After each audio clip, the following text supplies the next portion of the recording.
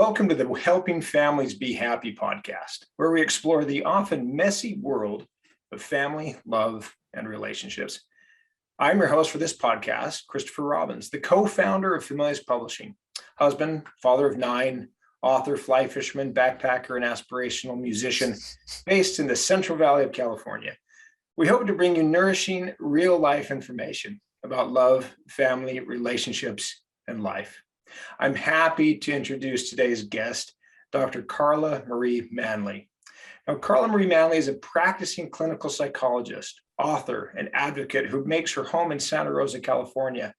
Utilizing a mindfulness-based holistic approach, Dr. Manley focuses on helping others achieve joy and balance from the inside out. Dr. Manley is the author of multiple books, including Joy from Fear, Creating the Life of Your Dreams by Making Fear Your Friend, Date Smart, Transform Your Relationships and Love Fearlessly, and Aging Joyfully, a woman's guide to optimal health, relationships, and fulfillment for her 50s and beyond. Now, today we're exploring aging joyfully, which falls into the Familius love together habit, as we should learn to love ourselves throughout our lives. You can learn more about the Familius 10 Habits of Happy Families by going to the Habit Hub blog on Familius.com.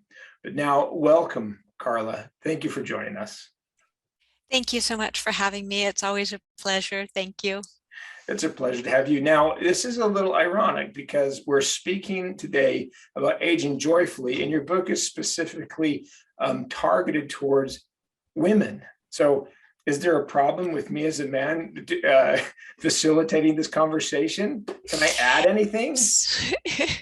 Absolutely, you can, because Aging Joyfully is one of those books that I think people of every gender can benefit from, and truly women, because we start having aging concerns, unfortunately, as early as our, mid-20s. I think women of every age can really learn a lot about the book from the book. And I also believe that men, people of every gender, because our issues are so much the same. And so when we look at Aging Joyfully, whether you are a male who's reading it to better understand your female partner, or you're a female partner, you're reading it to better understand yourself, or a female partner in your life, there is so much in it that is about aging well from the inside out. So I talk about, issues, everything from plastic surgery and care of your skin, the more superficial things some people might say, and to the really important long-term things like finding your life's purpose. So you can see that all of those issues are not about a particular gender. And in fact, I really believe that almost every issue in the book, including things like incontinence and sexuality, are something that are not gender specific. We all, no matter what age we are in life, we face physiological issues and mental issues that really aren't gender specific. Well, thanks for doing that. And I want to come back to what women need to know about the men in their life and what men need to know about the women in their life, and vice versa as we kind of get to the end of this. But I did want to mention this, that Erica Manfred, the author of I'm Old, So Why Aren't I Wise, said about your book, Aging Joyfully, that you illuminated the unexpected delights of aging while offering expert insights into navigating aging challenges. So let's first focus on the positives. I'm curious, what are these unexpected delights of aging that you might be referring to? I work with people of all ages, and it's one of my great joys and really a privilege that people let me in to the most intimate places of their lives, places they don't share with their best friends or their partners or, anyone else. And so what I do, for example, in my case studies, I of course cloak the name and identity of the person. But what I found that some of the joys, whether they're men or women, right?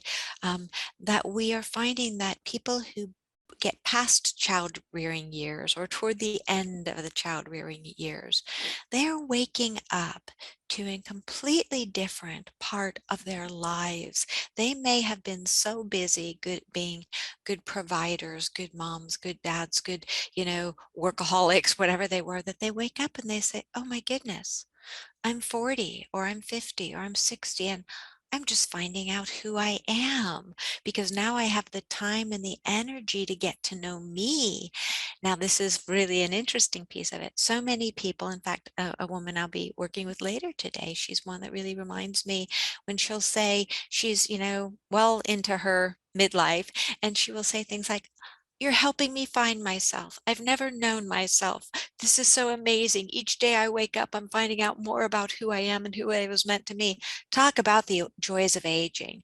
And had she not been through this first very difficult period of her life, and her story is not unique, mind you. I mean, it is, of course, unique to her. But what I mean is the threads of that conversation arise for so many people who are wanting to be or already are self-aware. And then we realize, oh my goodness, I'm just beginning to get to know who I am. And so I think that that's one of the biggest joys of aging. So do you think, I mean, obviously as children, we're learning or we're growing, there's so much discovery to happen. We hit our teen years, we're still doing that. We hit our adult years, education, career, relationships, and then for some child rearing. And then we get to this stage and maybe we're in our late 40s, 50s, 60s. Is there still a lot of discovery for an individual? I mean, hasn't that already happened by the time they hit 50? It's such a good question. And absolutely not. For so many people, now I must give kudos to Gen Z and millennials. They seem to be far more willing to embrace self-discovery and mindfulness and intentional learning and growing. And that absolutely, I just am thrilled about that because prior generations, we did not we had stigmatized mental health issues. We had stigmatized self-exploration as being only for the, flower children or the bohemians in life. And now we're realizing, and at least for me in my doctoral program, I chose a Jungian-based program and that is very focused on individuation and self-exploration and self-discovery. And what I can say, I can speak, for my own being. I pray that there is never a day that I wake up and don't learn something new or many things new about myself, about the planet, about, my husband. There's just so much. So I believe that the journey of self-exploration, maybe for millennials and for Gen Z, maybe my prayer is that they begin that early in life. But what I have definitely found is many people who are, older millennials or baby boom population, that they're just beginning to find out who they are. And as they realize that they are not their profession, they are not their name, they are not their weaknesses, their stumbles, their, whatever it is, that there is something inside here, their spirituality, their soul, that is just waiting to be explored, an entirely different part.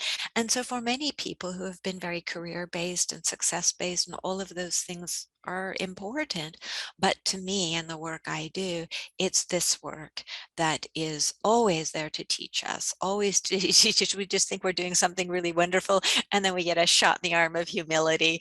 And I think that that's absolutely spectacular. So it really can lead to our stumbles, to me, are our greatest learning opportunities. And I've certainly learned far more from my stumbles in life, from my successes. And that's part of the work that I do with people, is I help them really see that their stumbles, whether they're little ones or big ones, are learning opportunities. And so no shame, no blame. Don't spend your time guilt tripping. Spend your time saying, gosh, here's what happened. what could I do better next time? What could I bring to the table differently? And doing that kind of work in their relationships.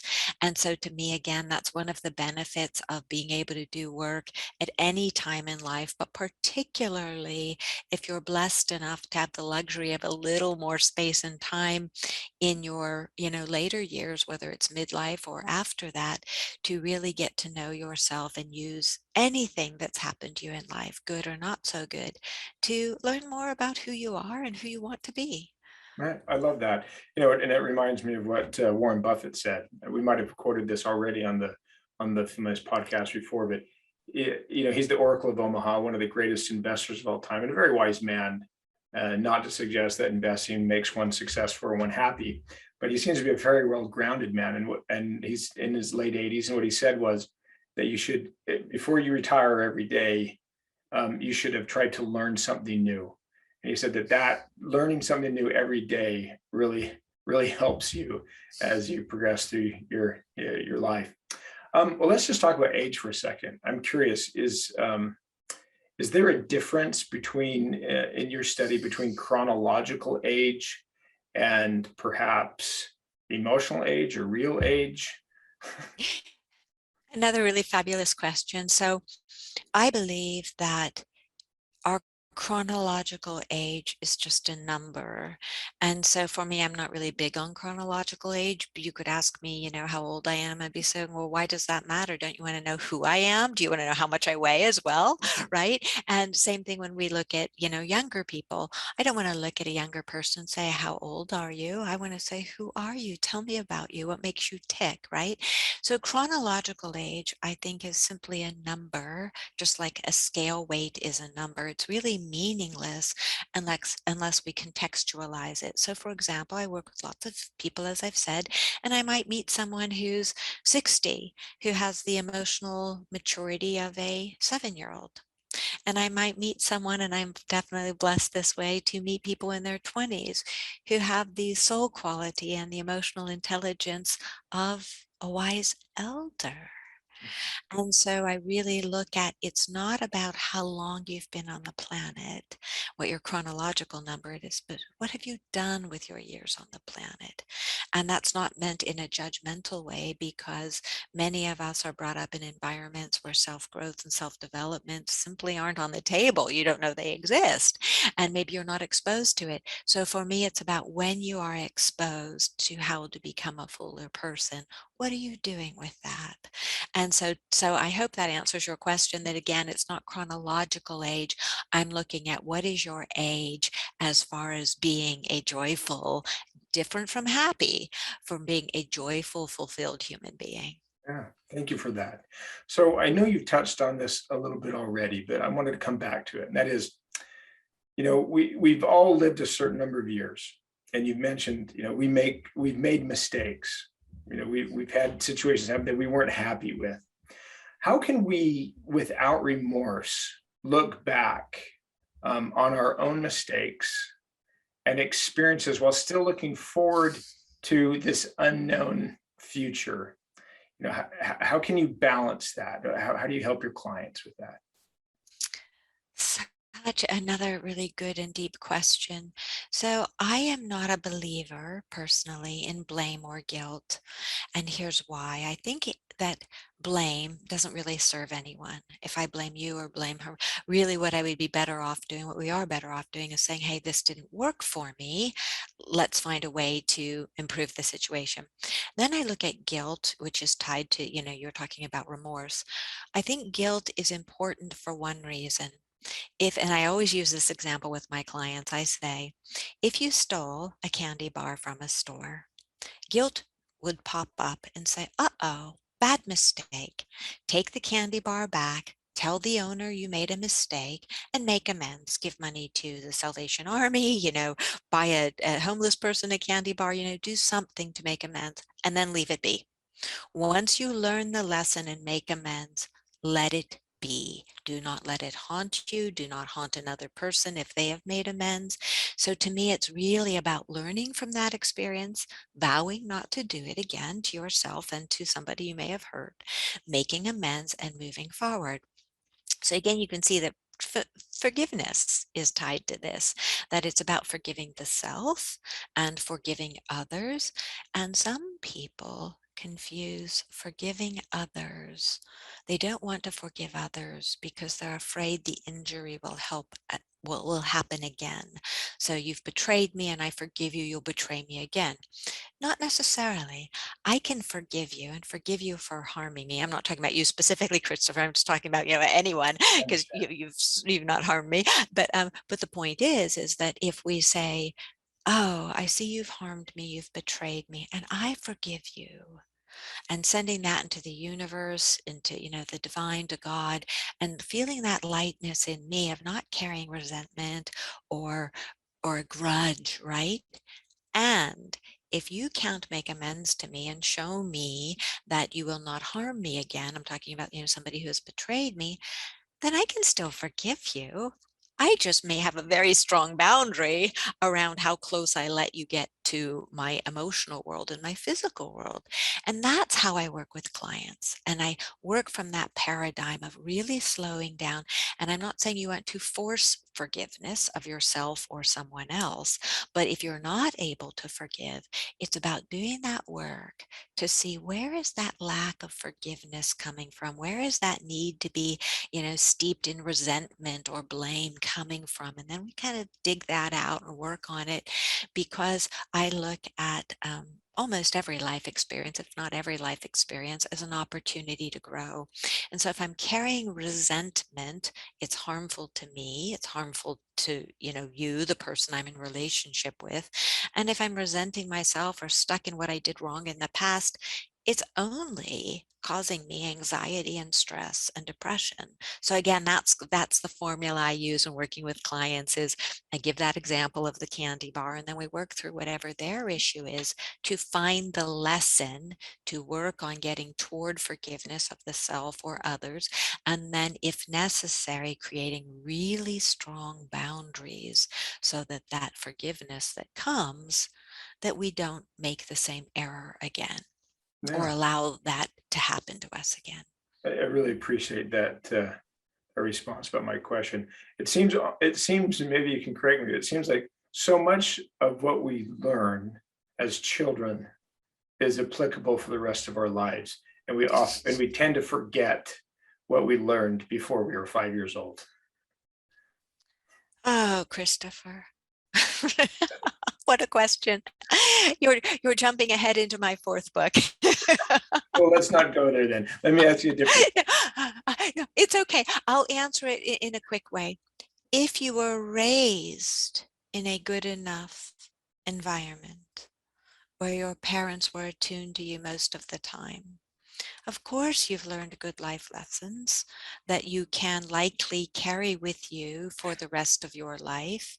However, for many people, they did not learn good life lessons, or a good life lesson was put here, but the parent was living differently over here. So the parent saying, you know, don't steal, and the parents stealing, or the parents saying don't use drugs, but the parents using drugs. So all of that conflict. So yes, if you are the person who is fortunate enough to have healthy behavior modeled for you, then absolutely those life lessons are applicable and can be pulled upon and used for the rest of your life.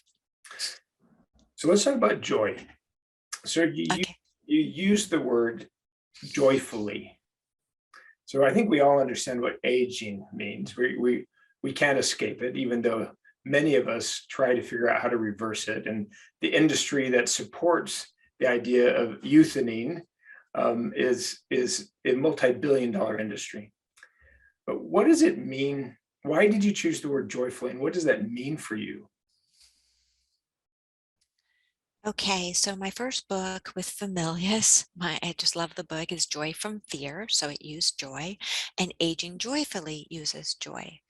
And what the common thread is, I came up with this concept and I use it a lot, that we all, and joy is different from happiness. So pleasure is feeling good from doing something that feels good, eating good ice cream, being cuddled by a partner, that gives us pleasure. Happiness is also externally dependent. I'm happy because you smiled at me. I'm happy because I got a great paycheck. I'm happy because, I cleaned the house. Those are more externally dependent. Joy is something different. And this is my way of explaining joy, that we are all born with a beautiful inner light. This lovely little votive candle. That's what I like to see it as. Just this little beautiful burning, glowing candle. And we see this in young ones. We see that joy. It's just there. It's natural. And then we come out, we're born, and we put that candle in a little glass container. And then life brings us traumas, brings us struggles, it brings us stresses.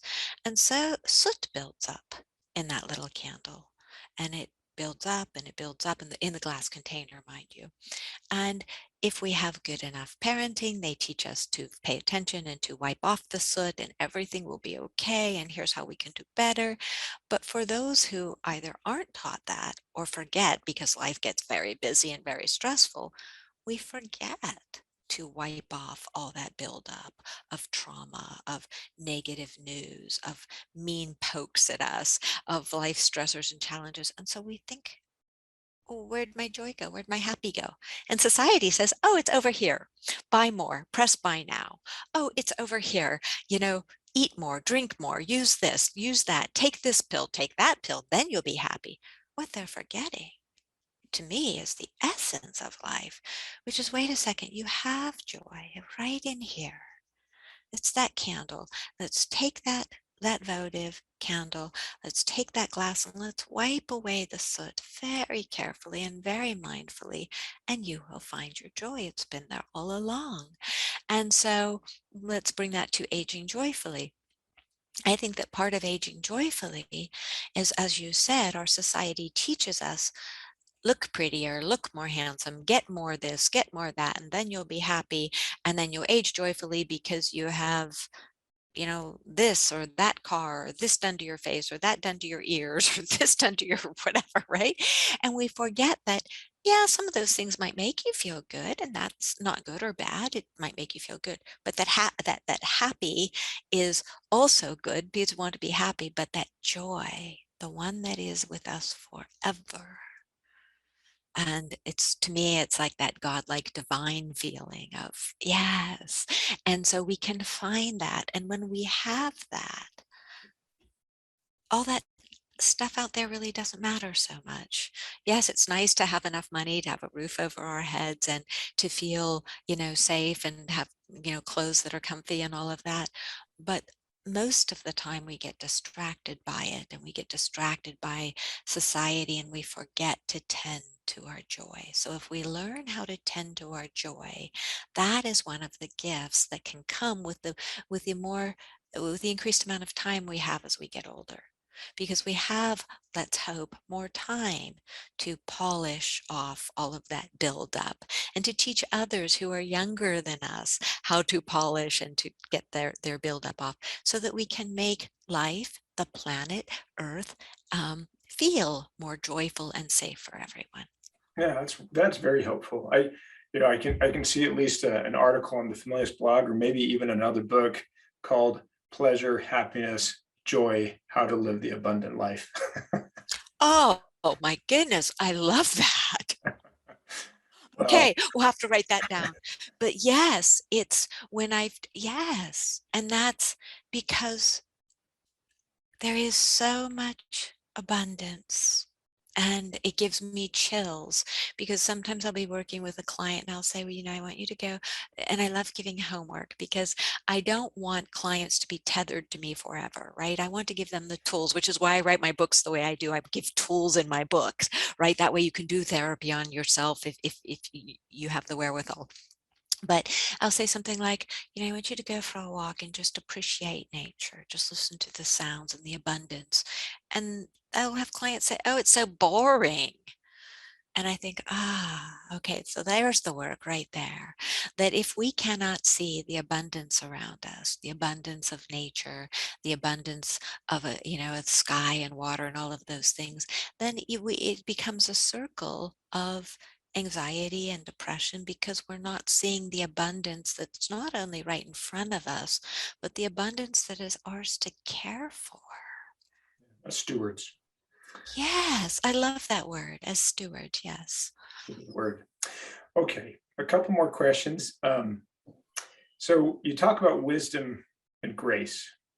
Now, I learned years ago that knowledge is knowing that a tomato is a fruit, and wisdom is knowing not to put that in the fruit salad.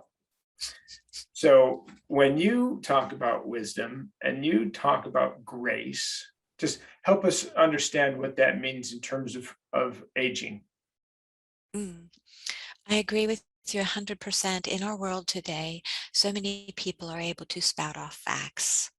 And I'm not a very, that does not, if you know all of the baseball and football stats and what the stock market's doing, I'm not very impressed. It just does not, to me, that's not wisdom. It's facts, it's intellectual data. And so to me, wisdom is about knowing what is right, not as in right or wrong. Wisdom is about knowing what is best, right? And so I can have the intelligence to create the world's most wonderful vehicle, but it takes that would be intelligence. It would take true wisdom to be able to say, how will this help the planet? What are the pros? What are the cons? Let me think about the impact this will have on my children and my children's children. And so some might call me a Luddite, and I probably am, because I think we really have lost our wisdom. We are so in the pursuit of intelligence and facts and capturing more that we are on the verge of losing our sacred planet. And many people who are very intelligent have very little capability within their relationships or their relationship to their divine and to caring for the planet that gives us life. That's not wisdom. And so I really think that it may sound harsh, and I'm not trying to be judgmental, but I am saying that we must cultivate our wisdom to see the impact we have on ourselves, the impact we have on other people, and the impact we have on our planet. And it's as simple as something like pornography, right? Looking at something like that and saying, well, this might be tempting. Lots of intelligent people may use porn, but is it wise? What would it do to my relationship with myself? What would it do to my relationship with my significant other? What would it do to the person that I am observing on this camera? What is their life like?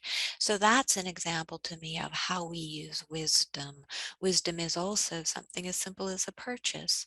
Do I need to buy a box of plastic disposable baggies or disposable this or that? Well, intelligence says it's $1.99. Why not? Wisdom says, that will end up in a landfill somewhere. And maybe that's not the wisest choice for myself or my planet. And so to me, those are just little examples of everyday wisdom that we all have the capacity to slow it down and say, what is best? What is right here? Again, not right or wrong, but what is best? What is healthy? What is beneficial? To me, that is the art of wisdom. Well, and as we age, we hope to use the experiences that we've had throughout our life to make wise choices for the benefit of ourselves, Yes. our families, the communities in which we live, the planet in which we inhabit. So that's very helpful. Okay, now one last question before you go. So we're running out of time. But as the host and as a male, I'm going to use my prerogative to ask this question. So we started at the beginning. So your book is specifically, it's written to women, but you've expanded beyond that in terms of this podcast. You say, with a nod to the men in our lives, it is important to remember that they too often have substantial age-related fears. Is there anything unique that those of us who are men should know? And what about the women in our lives? What advice do you have for them as they interact with men who just don't look like they did 30 years ago? Okay, so shoot, the looks thing. I am not, I have learned, and this is again one of the benefits of being, having aged, that I am very aware that what is attractive is soul quality, not somebody's physical being. And so when I meet people, I'm really looking for soul quality. So whether somebody has hair of a certain color or this or that, or they're 10 pounds underweight or 10 pounds overweight or 20, but right, it's far less important to me than is somebody healthy and are they a kind, good person. So I think as we age, we tend to learn, let's hope, as we mature and emotionally mature, that we are less invested in somebody's physical qualities and more in their emotional, mental, and spiritual qualities, because those are the enduring ones. Now, if somebody that we love is not taking care of themselves and they're letting themselves go and we're afraid for their health because they're over drinking, overeating, using substances, that sort of thing, then absolutely. But what would I say to someone is, instead of criticizing your partner up with them. Say, I love you and you look gorgeous and you're wonderful and you're the love of my life. And I'm a little concerned that I might lose you 10 years prematurely if, we don't both get fit together. Let's figure out a practice we can engage in together where we can be fit together, rather than pointing a finger and making that person feel defective or wrong. Because really, if you love someone, all that you really want is for them to be healthy and fit and joyful. And the other thing that I would say to men and women, but I see this most with men, in later life, women tend to pause somewhere around their 40s and they look at their partners and they're knocking on the door of the relationship and saying, I miss you, I love you, I feel lonely, we've raised the kids and now I don't know who you are and you don't know who I am, or I've let all of these bad resentments and habits build up, and please go to therapy with me, please do work with me, I want you to be my partner. And more often than not, even in early relationships, the man will say, no, I am not doing that. I am self-sufficient. Nothing's wrong with me.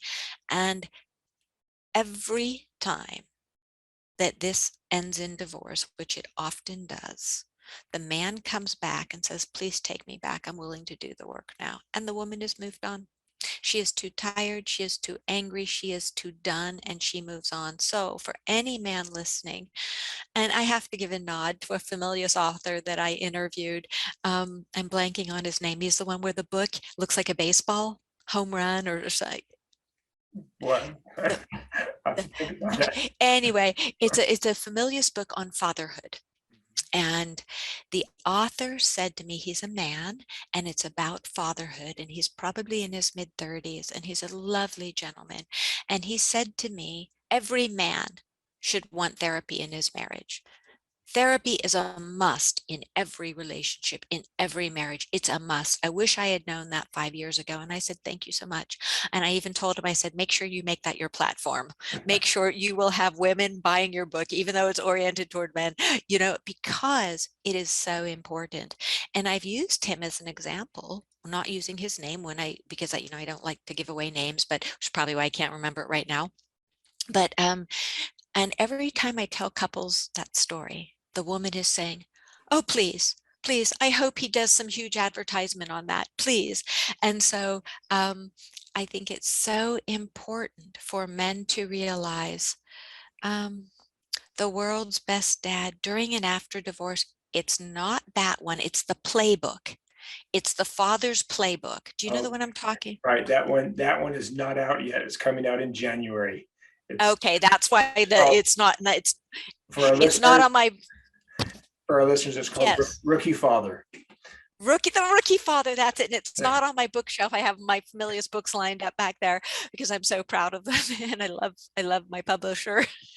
And so when you look at someone who's coming out and saying that, and when I give that example to couples, the women are saying, oh my goodness, please spread the word, please spread the word. So if I have a message for men about aging joyfully, I don't care if you're 20, 30, 40, 50, 60, or beyond. Therapy is not a curse. It is a blessing. And as a therapist, I personally take it as a great privilege when people bring their issues to me and want to work on them, because I can tell you what, in a world where you have two people who are both interested in loving each other and making their relationship better, magic happens. Magic happens because, so it's not that it's a curse to be in therapy, it's a blessing. And it takes great courage to go into therapy and a great deal of work and perseverance. And to me, it is one of the most wonderful blessings on the planet. So if you go and you spend your money on a new car or a new computer or a new this or a new that, that's only going to give you temporary pleasure, why not spend some money on some really good therapy and increase your joy, something that is eternal, increase your emotional awareness, increase your connection. And if you're facing fears around that, they're just fears. And our fears are messengers of what we need to face in life to become more whole human beings. And like I said, early on in the interview, I didn't think I'll ever be whole. I have a lifetime of learning to do, and what a joy it is to wake up every day and find one tiny little fragment of who I am that allows me to be a better person. And it's the same with my husband, working with him so that we can constantly be finding little parts of each other and ourselves that make us better people, better partners, and better members of the planet. Yeah. Well, that is, again, great counsel. And, probably all of this, if not everything, can be found in this book, Aging Joyfully. So, Dr. Manley, and I call you Carla, but thank you so much for your time. Now, where can our guests find you online? Our guests can find me. So for those of you who are watching, here's Aging Joyfully. And so it's available at Familius. It's also available wherever fine books are sold, Amazon, Barnes and Noble. But again, Familius has all of the books available. You can also go to my website, drcarlamanley.com, and it's DRCARLA manley.com. Same for Facebook, same for Twitter, same for Instagram. I have a great Instagram feed. And so also on our podcasts. So I am just a big believer in doing what we can. And if anything in this sounded overwhelming to you, please don't be overwhelmed. Self-growth happens for all of us. One step, one drop, one little day at a time. Great. Now, as we conclude today's podcast, I'd like to thank Familius for its support in bringing this podcast to your ears and your heart. Carla happens to be the other host of the Familius podcast, the Helping Families Be Happy podcast. So you'll hear her voice on other podcasts you listen to. We'd be thrilled if you subscribe to the podcast and left us a review on iTunes and social media. And when you're ready for that next amazing book adventure, we'd be honored if you chose a book from Familius. One step at a time, we can make the world a happier place. Thank you very much. Hey, thanks for watching. If you like this video, go to Familius.com for books, articles, and other stuff that will help your family be happy. Because every family deserves to be happy.